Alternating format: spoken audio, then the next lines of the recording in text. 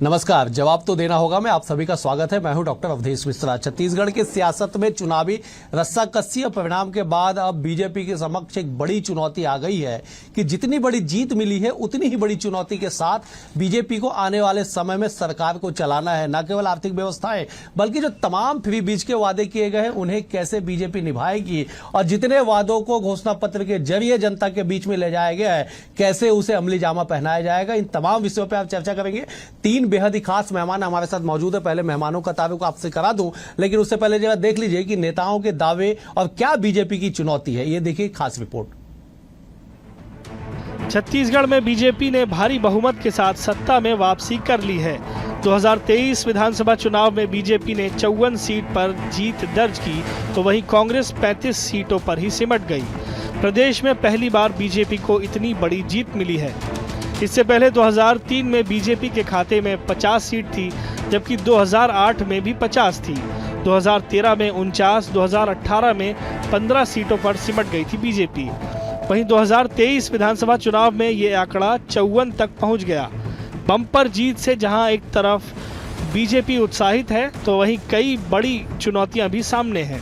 BJP के कई बड़े चेहरे इस बार चुनाव में जीतकर विधानसभा में वापसी कर रहे हैं, जिसके बाद मुख्यमंत्री चेहरे को लेकर एक बड़ी चुनौती देखने को मिल सकती है। वहीं मुख्यमंत्री चेहरे को लेकर प्रदेश प्रभारी ओम माथुर ने कहा कि हमने कोई नाम तय नहीं किया है, इंतजार कीजिए। है, सब आनंद है, सबको लड्डू खिला रहा हूँ और सबको कहा है कि जाके जनता को धन्यवाद दो अपने अपने क्षेत्र पर। ये तय है कि आप में से अभी हमने कोई नाम तय नहीं किया, इंतजार करिए। बम्पर जीत से जहां एक ओर बीजेपी में जबरदस्त उत्साह देखने को मिल रहा है, तो दूसरी ओर बीजेपी के सामने कई चुनौतियां भी हैं। जीते हुए विधायकों को जिम्मेदारी देने के अलावा मुख्यमंत्री चेहरा और मोदी की गारंटी को पूरा करना भी एक बड़ी चुनौती है। वहीं 2023 विधानसभा चुनाव में मिली हार के बाद कांग्रेस में अब मंथन का दौर भी जारी है। 2018 में मिली बम्पर जीत के बाद कांग्रेस आश्वस्त थी कि इस बार एक बार फिर छत्तीसगढ़ में कांग्रेस की सरकार बनने जा रही है, लेकिन जनता के जनादेश ने कांग्रेस को विपक्ष में ला दिया। कांग्रेस के कई बड़े नेता चुनाव हार गए, तो वहीं अब इस हार की समीक्षा भी की जा रही है। करने से वो पता चलेगा, लेकिन जो जनादेश मिला है उसका हम सम्मान। देखिए अब वो तो समीक्षा करने से पता चलेगा, लेकिन अभी जनादेश भारतीय जनता पार्टी को मिला है और मैं उनको बधाई देता हूँ। चुनावी जीत के बाद बीजेपी में नई सरकार को लेकर चर्चाएं तेज नजर आ रही हैं। सीएम चेहरे को लेकर भी कई नामों पर चर्चा है। इसके साथ ही कांग्रेस अब हार पर मंथन कर रही है। देखना होगा कि आखिर अब छत्तीसगढ़ में सीएम का चेहरा कौन होगा और बीजेपी विधायकों को संगठन स्तर पर कितनी जिम्मेदारी मिलती है। Bureau report, BSTV। तो आपने सुना कि क्या कुछ बीजेपी के समक्ष चुनौतियां हैं इन 5 सालों के सरकार को चलाने से पहले की। चुनौतियों की अगर फहरिस्त की बात कर ली जाए तो लंबी चौड़ी सूची है, क्योंकि चुनौतियों से ही चुन के जो बीजेपी आई है अब उन्हें अपने प्रदर्शन को न केवल जनता के अनुरूप, जनता की मंशा के अनुरूप सदन में करना है, बल्कि सरकार के जरिए भी अपने वादे और दावों को पूरा करना है। 3 खास मेहमान हमारे साथ जुड़े, पहले उनका तारुफ आपसे करा देता हूं।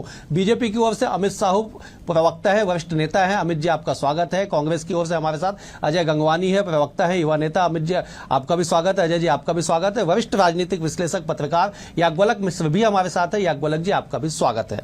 अमित जी मेरा पहला सवाल आपसे है कि बम्पर जीत, बड़ी जीत, चुनौती भी साथ में लेके आई है। क्या कुछ प्रमुख चुनौती आप मानते हैं और कैसे उन चुनौतियों से पार पाइएगा? देखिए अवधेश जी, सबसे पहले तो मैं छत्तीसगढ़ की जनता जनार्दन का आपके चैनल के माध्यम से धन्यवाद ज्ञापित करना चाहूंगा और धन्यवाद उन कार्यकर्ताओं के अथक मेहनत और परिश्रम को करना चाहूंगा। उनकी मेहनत को मैं प्रणाम करना चाहूंगा, जिनकी मेहनत से भारतीय जनता पार्टी की पूर्ण बहुमत की सरकार छत्तीसगढ़ में बनी। और चुनौती तो मैं कुछ भी नहीं मानता अवधेश जी, क्योंकि पिछले 15 साल भी इस छत्तीसगढ़ को हमने संवारा है, इस छत्तीसगढ़ को हमने विकसित राज्य बनाया है, इस छत्तीसगढ़ को सशक्त और ताकतवर राज्य के रूप में अगर किसी ने स्थापित किया है वो भारतीय जनता पार्टी की सरकार थी। और 5 वर्षों में कांग्रेस ने जो बदहाल छत्तीसगढ़ को किया है, जो बेहाल छत्तीसगढ़ को किया है, छत्तीसगढ़ की जनता ने देखा कि सत्ता तो 3/4 से अधिक बहुमत के साथ सौंपी थी, मगर उस पर खरी नहीं उतर पाई और विश्वासघात किया कांग्रेस ने छत्तीसगढ़ के साथ। इसलिए छत्तीसगढ़ की जनता ने फिर से भारतीय जनता पार्टी को चुना, क्योंकि उनको विश्वास है कि भारतीय जनता पार्टी की सरकार है, यही विकास कर सकती है और केंद्र में भी मोदी जी की सरकार है। मोदी जी ने गारंटी के साथ कहा है और भाजपा की सरकार बन गई है अवधेश भाई, और कोई भी चुनौती नहीं है, हर चुनौती से निपटना भाजपा को आता है। ठीक है अजय जी, क्या आपको लगता है, आप लोग 5 साल तक सत्ता में, 15 साल तक विपक्ष में रहे हैं, क्या आपको लगता है कि बीजेपी की जितनी बड़ी जीत है, क्या उतनी बड़ी चुनौती नहीं है? अमित जी कहते हैं कि कोई भी चुनौती नहीं है उनके सामने। देखिए अवधेश जी, इस बात को मेरे मित्र स्वीकार नहीं करेंगे। चुनौती नहीं है इनके लिए, बात सच है, क्योंकि ये घोषणा पत्र के वादे इनके लिए सिर्फ एक जुमले हैं। ये इनके केंद्रीय गृह मंत्री अमित शाह जी स्वीकार कर चुके हैं। चुनौती उस इंसान के लिए होगी जो अपने वादों के लिए, अपने कमिटमेंट के लिए आज सच्चाई से प्रयास करने का प्रयास करे। देखिए मेरे मित्र बड़े बड़े दावे कर रहे थे, 15 साल सरकार में रहे, क्या आपने आदिवासी परिवारों को जर्सी गाय दी? क्या आपने सरकारी नौकरी दी? क्या आपने बेरोजगारी भत्ता दिया? किसानों को 2100 समर्थन मूल्य 300 बोनस का वादा करने में 1470। तो लगातार इनके वादा खिलाफी का चरित्र छत्तीसगढ़ की जनता ने देखा है और ये लगातार लोक लुभावन वादे जरूर किए इन्होंने। आज इनके झांसे में आके ये सरकार बनाने में सफल हो गए, लेकिन जनादेश का मैं पूरा सम्मान करता हूं। छत्तीसगढ़ जनता ने हमें 5 साल के लिए मौका दिया। हमने पूरी ईमानदारी से किसान, गरीब, मजदूर, आदिवासी, युवा, महिला के न्याय के लिए काम किया, जिसका नतीजा था कि 40 लाख लोग गरीबी रेखा से मुक्त हुए।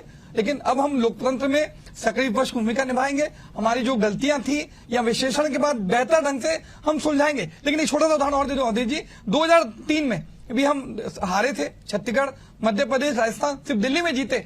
पूरी दमदारी से, पूरी ऊर्जा के साथ फिर से चुनाव लड़ने के सामने आए और यूपी की सरकार बनाई, लोकसभा में सबसे बड़ी पार्टी के रूप में उभरे। तो भारतीय जनता पार्टी कितने भी प्रयास कर ले, कांग्रेस हमेशा मजबूत ढंग से उभरेगी और लोकसभा चुनाव की शानदार तैयारी, फिर से एक लड़ाई लड़ेंगे। ठीक है अजय जी, मैं एक बार याज्ञवल्क जी का रुख कर लेता हूँ। याज्ञवल्क जी, हर जीत या हर खुशी या हर उपलब्धि चुनौतियों के साथ ही आती है, ये सदा सदा से संविदित है। क्या आपको लगता है कि बीजेपी के समक्ष क्या कुछ चुनौतियां होगी? पहली बड़ी चुनौती जो आम जनमानस में आज चर्चा का विषय है कि सीएम कौन होगा, किस चेहरे को लेकर बीजेपी 5 साल तक शासन करेगी? याज्ञवल्क जी, मुझे लगता है कि ये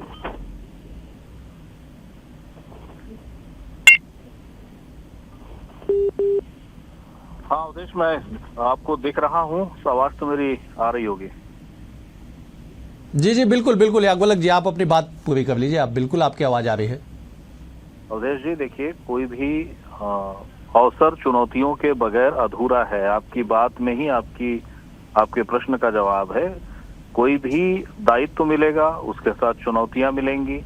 ये कह देना कि कोई चुनौती नहीं है, ये थोड़ा सा हल्का कर देता है उस चुनौती को, उस नए दायित्व के अवसर को। और जब सत्ता हासिल हुई हो 5 साल के बाद, बीजेपी को फिर से एक जबरदस्त रिकॉर्ड तोड़ बहुमत मिला है। आंकड़ों की हम बात करें तो आंकड़े भले 52, 55, 58 जो भी हो, लेकिन जो चीज ध्यान आकर्षित करती है वो ये है कि परसेंटेज ऑफ वोट शेयर जो है, जो वोट परसेंट है, वो बीजेपी ने जबरदस्त बढ़ा लिया। लेकिन कांग्रेस आज भी वहीं खड़ी है। तो इन सारी चीजों के साथ क्या वो वादे हैं, वादे कैसे पूरे होंगे? तो ये जब आप भी उस समय वहां थे, जब अमित शाह घोषणा पत्र को प्रस्तुत कर रहे थे, ये प्रश्न हम सबने किया था कि भाई धान के मसले पर ये विषय तो केंद्र ने आपत्ति कर दी थी, कैसे होगा? तो उन्होंने कहा हमने जो भी घोषणाएं की हैं सोच समझ के और पूरे यथार्थ रूप में की हैं और ये घोषणाएं पूरी होंगी।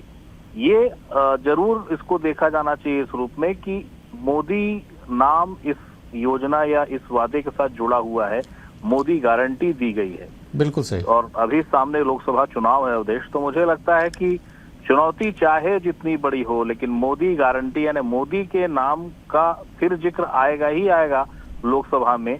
तो इस समय तक तो कम से कम कोई भी चुनौती आ जाए, कोई भी दुष्कर स्थिति आ जाए, बीजेपी मोदी के नाम की गारंटी को फेल नहीं होने देगी। लेकिन मूल चीज ये कि क्या चुनौती है, बिला शक है और भरपूर चुनौती है। राज्य की आर्थिक स्थिति ऐसी आजादी नहीं देती है। बिल्कुल सही, आपने बिल्कुल सही कहा या गोलक जी कि चुनौतियां तो भरपूर है। राज्य की आर्थिक आजादी की बात कर ली जाए या फिर जनता के विश्वास की बात कर ली जाए, अगर बीजेपी 13% वोट गेन करती है 2018 से 2023 पे, तो आप ये मान के चलिए कि उतने फीसदी लोगों ने अपने उम्मीद और आशा के लिए बीजेपी को चुना है और इन तमाम लोगों की उम्मीदों को पूरा करना एक बड़ी चुनौती मानी जाएगी।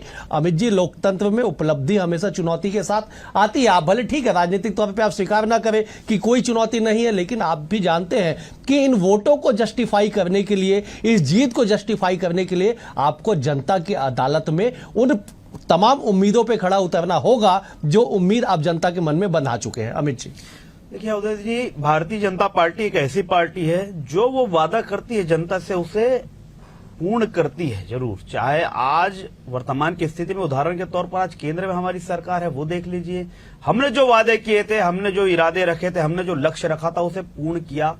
छत्तीसगढ़ में भी पहले भी हमारी सरकार रही, ऐसा नहीं कि छत्तीसगढ़ में हम पहली बार सरकार में आ रहे हैं। 3 बिल्कुल सही कार्यकाल हमने भारतीय जनता पार्टी की सरकार चलाई है छत्तीसगढ़ में और छत्तीसगढ़ संवारा भी है। तो हमारे लिए हमने जो वादा किया है बहुत सोच समझ के किया है और जनता ने भी हम पर विश्वास जो किया है, इसी के साथ विश्वास किया है कि ये भाजपा है, जो वो कहती है वो जरूर करती है। और दूसरी तरफ अगर बात मेरे परम मित्र अजय गंगवानी जी बोल रहे थे घोषणा पत्र की बात, तो घोषणा पत्र की बात अगर कहे तो कांग्रेस ने क्या किया 5 साल घोषणा करके? नहीं किया कुछ भी, एक भी घोषणा पूरा नहीं किया। और तो और 5 नए काम भी ये नहीं बता पाएंगे इस छत्तीसगढ़ में, सिर्फ नरवा गरवा गुरुआ बारी। उसके अलावा जो भ्रष्टाचारी जितने हैं, आज भी कई भ्रष्टाचारी जेल में हैं, इन पर क्या कहेंगे? आज भी कई अपराधी जो है लगाम ये ना लगा पाए, पुलिसों के हाथ इन्होंने बांध के रखे थे, कानून व्यवस्था चरम पर थी, महिला अत्याचार बढ़ा हुआ था, युवा पागल हो गए थे इस सरकार के झूठे वादों के खिलाफ। मगर फिर भी ये सरकार कभी बाज नहीं आई, इसीलिए औंधे मुंह गिरी ये सरकार, कांग्रेस की सरकार। अब शायद लौट भी ना पाए छत्तीसगढ़ में। ठीक है, मैं अजय जी इन तमाम आरोपों पे जवाब बिल्कुल नहीं मांगूंगा आपसे, क्योंकि जनता ने अपना निर्णय, अपना जवाब सुना दिया है। जनता ने कह दिया कि कम से कम 5 सालों के लिए बीजेपी सत्ता में रहेगी 54 सीटों के साथ।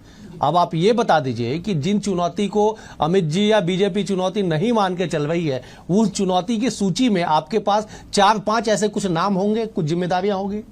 देखिए, स्पष्ट मैंने पहले वक्तव्य में कहा कि अगर कोई नियत नीति मंशा है, अगर आप कोई कमिटमेंट कर रहे हैं, आप उसको पूरा करने के बारे में सोचते तो जरूर आप इस बारे में सोचते कि छत्तीसगढ़ का बजट क्या है, किस प्रकार से आप जो फ्री बीज की घोषणाएं कर चुके हैं उसको किस प्रकार से पूरा करेंगे, उसका एक आपका आर्थिक प्लान होता, आप बजट में उसका क्या प्रावधान करेंगे, एक पूरे प्रारूप होता। दूसरे मेरे मित्र मोदी गारंटी की बात कर रहे हैं, तो क्या 2 करोड़ रोजगार मिल गए? क्या 15 लाख आ गए? क्या किसानों की आय दुगनी हो गई? क्या 100 दिनों में महंगाई कम हो गई? बजट अगर 9,000 करोड़ से लेकर अगर 92,000 करोड़ तक अगर किसी ने पहुंचाया, वो भाजपा की सरकार ने पहुंचाया। एक बार बोलने दीजिए, अजय जी को अपनी बात पूरी करने दीजिए। अजय जी आप पूरी कर लीजिए। देखिए, महत्वपूर्ण यह है कि आज केंद्रीय गृह मंत्री अमित शाह जी खुद स्वीकार करते हैं कि हमारे वादे, हमारे जुमले हैं जो चुनाव जीतने के बाद ये भूल जाते हैं। आज 9.5 साल से सरकार है। अजय जी, अमित शाह जी ने कभी भी इस तरह से स्वीकार नहीं किया कि हम चुनाव बीतने के बाद अपने वादों को भूल जाते हैं। तो स्वीकार की थी ना जी, इस बात को तो आप मानेंगे ना? ठीक है, चलिए, कहा था ठीक है, चुनाव के बाद जुमले की। दूसरा देखिए, मैंने आपको 6 बड़े उदाहरण दे दिए, न 15 लाख आए, न 2 करोड़ रोजगार मिले, न किसानों की आय दुगनी हुई, न स्वामीनाथन आय की रिपोर्ट लागू हुई, न 100 दिनों में महंगाई कम हुई, न स्मार्ट सिटी बनी, न बुलेट ट्रेन चल पाई। तो इससे बड़ा उदाहरण क्या होगा? दूसरा एक बड़े उदाहरण दे दूं आपको। आज छत्तीसगढ़ में चुनाव है, मध्य प्रदेश में चुनाव है, तो आप 500 रुपए सिलेंडर की बात करते हैं। 9.5 साल केंद्र में मोदी सरकार है, क्या देश की आम जनता को 500 रुपए के सिलेंडर का अधिकार नहीं है? तो ये तो सिर्फ घोषणाएं हैं, आप सिर्फ चुनाव जीतने की बात करते हैं। दूसरे मेरे मित्र भ्रष्टाचार की बात करते हैं। अगर आप 15 साल तक आपने कमीशन खोरी भ्रष्टाचार नहीं किया था, तो सीधा 8% वोट गिर के आप सीधा 15 सीटों तक कैसे सीमित हो गए? अभी के आंकड़े दे दो अवधेश जी, हमारी सरकार नहीं बनी, जनादेश का पूरा सम्मान है। राजनीति में जीत और हार जो है वो स्वाभाविक प्रक्रिया है और वो हम उसको स्वीकार करते हैं, लेकिन हमारे वोटों का जो प्रतिशत गिरावट है दैट इज ओनली 0.6%। पिछले बार 43 था, अभी 42.23, तो बहुत कम गिरावट है। हम जनादेश को स्वीकार कर रहे हैं। इनकी तरह हमने कमीशन खोरी भ्रष्टाचार वादा खिलाफी नहीं की, जिसका नतीजा था कि 8% गिरावट आई।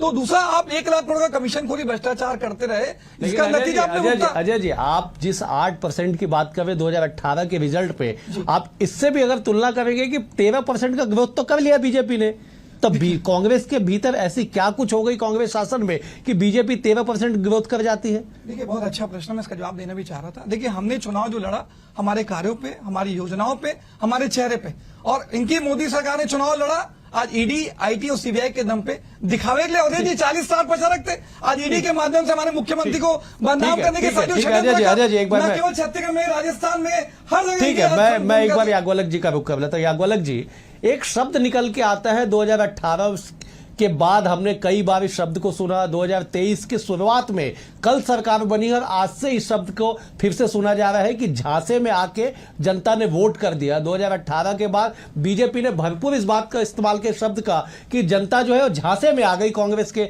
अब आज से जो है कांग्रेस कह रही है कि जनता बीजेपी के झांसे में आ गई। ये क्या आपको ऐसा लगता है कि छत्तीसगढ़ की 3.25 करोड़ जनता, 2 करोड़ से ज्यादा मतदाता किसी बात के झांसे में आके वोट कर जाए?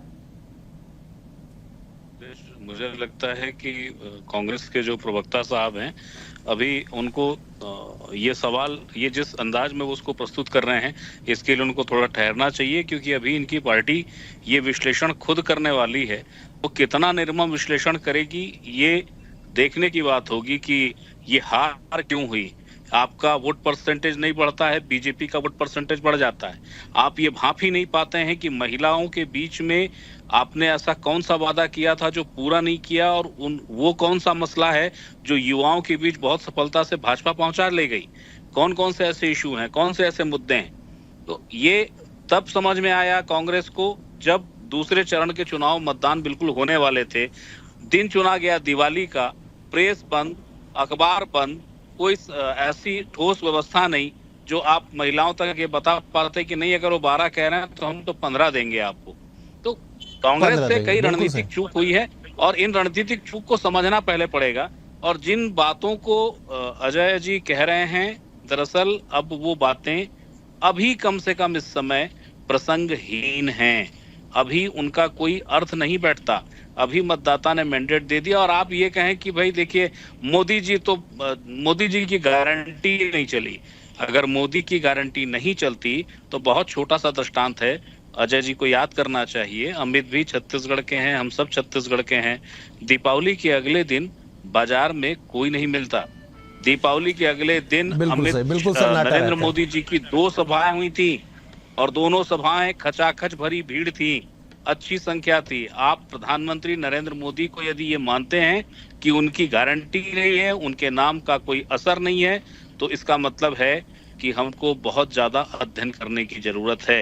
मोदी खारिज करने की विषय वस्तु नहीं है सर, मोदी को खारिज नहीं किया जा सकता। और सबसे बड़ी बात ये भी सोचना अभी कांग्रेस को बचा है कि जो पोस्टर बॉय था कांग्रेस का, क्या वही बीजेपी के लिए सबसे बड़ा आरोप पत्र था? क्या वहां चूक हो गई है? क्या वो चीजें समझ नहीं पाई कांग्रेस? तो अभी विश्लेषण के लिए समय बचा है, और बहुत विनम्रता से कहना चाहता हूं दोनों ही भाइयों को कि भैया देखो, दायित्व मिला है तो चुनौती है, और चुनौती बड़ी गंभीर है। और अजय जी, अभी विश्लेषण पोस्टमार्टम बचा है, अभी बहुत समय है। अभी इतनी जल्दी आप किसी को खारिज मत कर दीजिए। मोदी और जनता जो मतदाता होता है वो कम से कम खारिज करने के लायक नहीं होता। अवधेश की बात को मैं आगे बढ़ा देता हूं कि 2 करोड़ से ऊपर जनता झांसा नहीं खा सकती सर, और अगर ऐसा हो गया है बिल्कुल तैयारी रखिए, आपका बहुत शानदार वेलकम होने वाला है 5 साल के बाद। ठीक है, बिल्कुल। मैं याज्ञवल्क जी लौटूंगा आपके पास। अमित जी का मैं रुख कर लेता हूं। अमित जी, चुनौतियों को लेके आगे बीजेपी बढ़ने में माहिर मानी जाती है। छत्तीसगढ़ जिस बजट के साइज का आपने जिक्र किया कि 2003 में जब बीजेपी को सत्ता मिली, उस समय से लेके जब सत्ता से बीजेपी गई, उस वक्त तक बजट में 10 गुने की बढ़ोतरी हुई। लेकिन अब कर्जों का बड़ा एक दायित्व कहा जाए या फिर कहा जाए कि बड़ी चुनौती है। कैसे इन तमाम चीजों से निपटेंगे? कैसे 500 रुपए में सिलेंडर मिलेगा महिलाओं को? कैसे 12,000 रुपए सालाना महिलाओं को आप देंगे? देखिए अवधेश जी, ये बात तो आपने सत्य कही कि कर्ज के बोझ के तले भूपेश बघेल की सरकार ने छत्तीसगढ़ को डुबा दिया है। मगर ये भाजपा की सरकार है, fund management Bharatiya Janata party को आता है, क्योंकि हम हिंदुत्व पे भरोसा करने वाले हैं और माता लक्ष्मी जिस पर सवार होती है, जिस पुष्प को वो पसंद करती है, वो कमल का फूल है। तो धन की कमी और फंड की कमी जो है भारतीय जनता पार्टी के पास कहीं नहीं होती। भारतीय जनता पार्टी हर मैनेजमेंट को करना जानती है। जैसे 9,000 से लेकर 92,000 करोड़ तक का बजट छत्तीसगढ़ का बनाया भारतीय जनता पार्टी ने, उसी प्रकार से जो कर्ज के तले डूबी है छत्तीसगढ़, उसको उभारने का भी काम करेंगे। क्योंकि अब छत्तीसगढ़ डबल इंजन की सरकार हो गई है। केंद्र में भी भारतीय जनता पार्टी की नरेंद्र मोदी की सरकार है और राज्य में भी आज भारतीय जनता पार्टी की सरकार बन चुकी है। तो फंड की कहीं कोई कमी नहीं होगी। हर चीज को मैनेजमेंट के हिसाब से जो वादा छत्तीसगढ़ में भारतीय जनता पार्टी ने किया है उसे पूरा करने का भरपूर हम प्रयास करेंगे। अमित जी, बहुत बहुत अच्छी बात आपने कही कि आर्थिक व्यवस्था में भी हिंदुत्ववादी होना पार्टी का, सरकार का बेहद आवश्यक है। आर्थिक व्यवस्था के लिए माता लक्ष्मी की फोटो लगी होना बहुत आवश्यक है।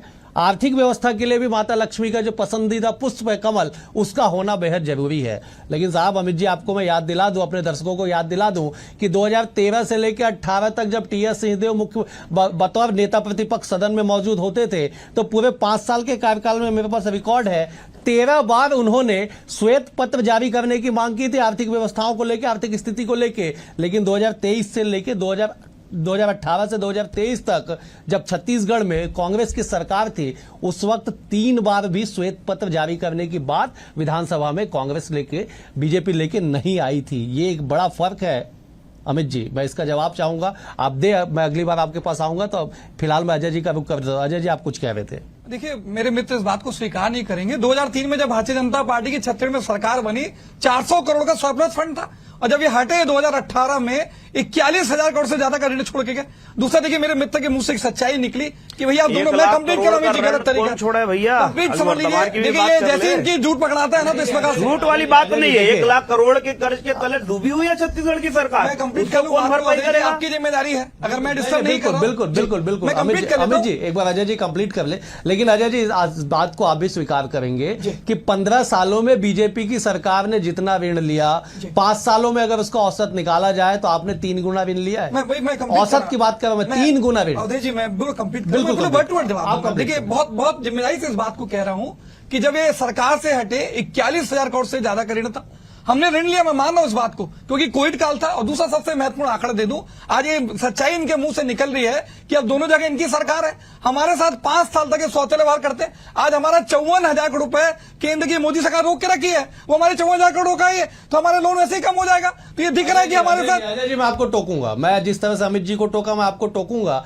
जिस 54,000 करोड़ का डेटा आप देते हैं, टी.एस. सिंहदेव जब यहाँ पे मंत्री थे, जब इससे पहले पिछली सरकार में, कल ही वो हटे हैं, चुनाव हारे हैं, उन्होंने इस आंकड़े को घटा के करीब 30,000 करोड़ कहा था। मुख्यमंत्री ने भी इस बात को कहा था कि 30,000 करोड़ हमारे राज्य केंद्र के पास देनदारी है। नहीं, मेरे बात पे मत आइए, जो एक्चुअल आंकड़े आप वो बताइए। देखिए, मैं जो मेरे पास आंकड़े हैं 1.5 महीने 2 महीने पहले के आंकड़े मैंने जो 54,000 रखे, चलिए मैं वर्तमान में कंप्लीट करूं, मेरा निवेदन है। अभी अगर 30,000 के आंकड़े की बात करते हैं, 41,000 करोड़ से ज्यादा का ऋण छोड़ के गए थे। वर्तमान में ऋण से आप 30,000 करोड़ घटा दीजिए, औसत निकाल दीजिए, हमारा 5 साल का औसत इनके 15 साल से कम होगा। ये 100% क्लियर, आप चेक कर लीजिए। दूसरा देखिए, ऐसा कैलकुलेशन नहीं होता जो आप समझाने की कोशिश कर रहे हैं। एकदम ठीक है, बिल्कुल, आप कंप्लीट कर लीजिए। 41,000 को आप डिवाइड कर लीजिए, आपको क्लियर। दूसरा देखिए कि हमने 2.5 साल कोविड काल भी देखा, आज उसके बाद भी हमारे अर्थव्यवस्था की तारीफ रिजर्व बैंक ऑफ इंडिया करती है। ट्रैक्टर बिक्री में छत्तीसगढ़ पूरे देश में दूसरे स्थान पे था। दूसरा एक महत्वपूर्ण आंकड़ा दे दूं मैं, जो बात करना चाह रहा था, जो एग्जिट पोल के लगातार सर्वे आ रहे थे, तो आज मोदी जी के चेहरा जो था, सारे न्यूज चैनल पे उसकी जगह जेपी नड्डा का चेहरा आना शुरू हो गया था। क्योंकि मोदी जी जो है वो जीत का सहरा अपने सर बांधना चाहते हैं, लेकिन हार की नैतिक जिम्मेदारी स्वीकार करने का। मैं फिर करेक्ट कर देता हूं। नहीं था ये चीज, मैं फिर चीजें बड़ी बड़ी बात करने से फायदा नहीं है अजय भाई। छत्तीसगढ़ की जनता ने नकार दिया है आपको, खत्म कर दिया आपको। 70 से 35 में आ गए जी, और क्या बात करोगे? भ्रष्टाचारियों को संरक्षण देके 70 से 35 में आ गए। अरे कुछ तो शर्म कर लेते हैं। 3/4 ऐसी बहुमत कांग्रेस को दिया था छत्तीसगढ़ की जनता ने। क्या किया आपने? क्या किया छत्तीसगढ़ के नाम पे? लूट, ड्रग्स, बलात्कार, माफियागिरी, क्या किया? अरे सीडी ब्लूप्रिंट बनाने वाले मुख्यमंत्री आपके, सीडी वाले हो, ईडी का क्या बात करते हो? भ्रष्टाचार किया था इसलिए ईडी आई, चोरी किए थे इसलिए ईडी आई, कोयले की चोरी, रेत की चोरी, गांजा माफिया को संरक्षण दिए, शराब का घोटाला। और आखिरी बात बता दूं, 2003 में आपकी सरकार यही ढेबरों के कारण गई थी, ये 2023 में भी आपकी सरकार ढेबर के कारण गई है। स्वीकार करो इसको। ठीक है, चाहिए ठीक है। ढेबर 2030, ठीक अनवर है, ढेबर ठीक है। 2023। अमित जी, अजय जी, देखिए जनता ने कल ही मैंडेट दिया है, आज पहला दिन आपका 5 साल बाद बतौर विपक्ष है। अमित जी, 5 साल बाद विपक्ष के बाद आप लोग आज ही सत्ता में लौटे हैं, थोड़ी सी धैर्य रख लीजिए, शांति रख लीजिए। देखिए राज्य की वित्तीय स्थिति जो है वो सबसे किसी से छुपी नहीं, क्योंकि वो व्यवस्थागत कारण है, व्यवस्थागत नीति है, वो सबके पास सामने है। मैं एक बार याज्ञवल्क्य जी का रुख 10 सेकंड के लिए करता हूं। याज्ञवल्क्य जी 10 सेकंड में जवाब दे दीजिए कि आरोप प्रत्यारोप के दौर से बाहर निकल के अब काम करने का वक्त आ चुका है सत्ताधारी दल बीजेपी के लिए। क्या कांग्रेस को इस तरह से टोकना चाहिए या कुछ वक्त देना चाहिए? याज्ञवल्क्य जी। बिल्कुल नहीं, लेकिन एक छोटी सी समस्या बस इतनी है और प्रैक्टिकल समस्या है। 10 सेकंड के अंदर बात खत्म कर रहा हूं। जब कैलेंडर चेंज होता है अवधेश, तो कई बार हम 23 लिखते हैं, जबकि 2024 आ चुका रहता है। हमारे जो दोनों छोटे भाई है ना, एक 5 साल तक विपक्ष में रहा है, उसको आरोप ही लगाना है, उसको लड़ जाना, उसको भिड़ जाना, तर्क करेगा, हमलावर हो जाएगा। जो एक मेरा भाई है वो सत्ता में था 5 साल, उसको हर बात में उठा के मोदी को लाना ही लाना है, उसको हर चीज में अपनी सरकार को सेव करते हुए सवाल उठाना ही उठाना है। तो अभी वक्त लगेगा और मूल चीज ये है, चुनौती गंभीर है और कई ऐसी योजनाएं हैं जिन योजनाओं में जो नगदीकरण हो रहा है, फिर वो कांग्रेस ने भी वो वादा किया था, तब भी ये प्रश्न था कि कैसे होगा, और अब भी ये प्रश्न है कि जब यदि आप कर भी जाएंगे तो अंततः राज्य के पास ऐसी कोई इकोनॉमिकल स्टैंड नहीं है जहां से नियमित आय होती हो। जो भी सरकार है जब भी काम शुरू करेगी उसे इस ओर कम से कम देखना चाहिए।